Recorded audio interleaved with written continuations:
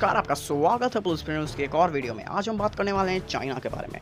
वैसे तो चाइना को हम सभी जानते हैं, उसकी मीडिया भी उसी के जैसी है और चाइना पूरा देश उसी तरह से है। लेकिन इस बार चाइना ने कुछ ऐसा पोस्ट कर दिया है जो वाकई में ही दोनों देशों के तनाव को बहुत ज़्यादा बढ़ा सकता है। भारत पूर्वी लद्दाख सीमा पर जारी तनाव को सैन्य और कूटनीतिक बातचीत के जरिए हल करने को जोर दे रहा है, लेकिन चीन का मीडिया भारत को गीदड़ बपकी देने से बाज नहीं आ रहा है। इसका उदाहरण ये है कि ग्लोबल टाइम्स, जो चीन का गवर्नमेंट न्यूज़पेपर है, उसका ये कहना है कि ज़्यादा भारत राष्ट्रवाद में मत उछले, वरना 1962 से भी बुरी शर्मिंदगी हार उठानी पड़ेगी।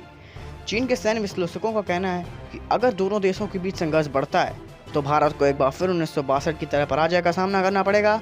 उसका कहना यही है कि भारत के साथ सैन्य टकराव को कभी भी चीन की प्राथमिकता नहीं रहेगी, इसलिए भारत सीमा पर सैनिक तैनात ना करे और अगर संघर्ष बढ़ाता है तो चीन की सेना भारत पर हर मोर्चे पर भारी पड़ने वाली है।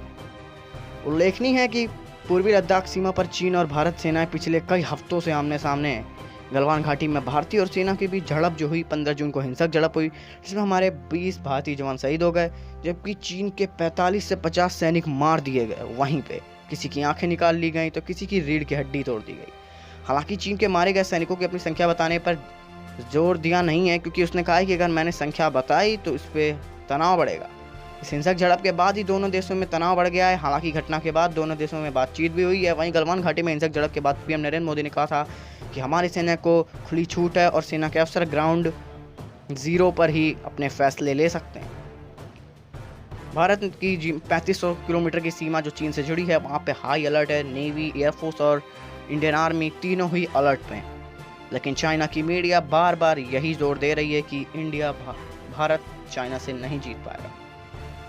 इसे हम चीन की करारी हार भी बोल सकते हैं, क्योंकि चीन जानता है कि वो नहीं जीत पाएगा, इसलिए वो साइकोलॉजिकल वॉरफेयर खेल रहा है।